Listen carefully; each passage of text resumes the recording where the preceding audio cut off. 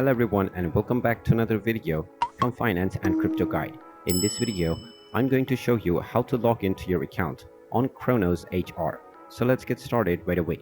First of all, open up your web browser and then in the address bar type in ukg.com/saml/login and press enter.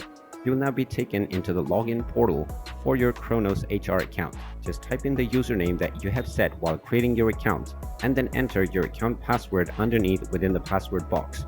After entering both of these details, click on the sign in button and you will be logged into your account on Kronos HR. In case you have forgotten your password, you can click on the change password button underneath the sign in box and you will be allowed to reset your credentials. And there you have it.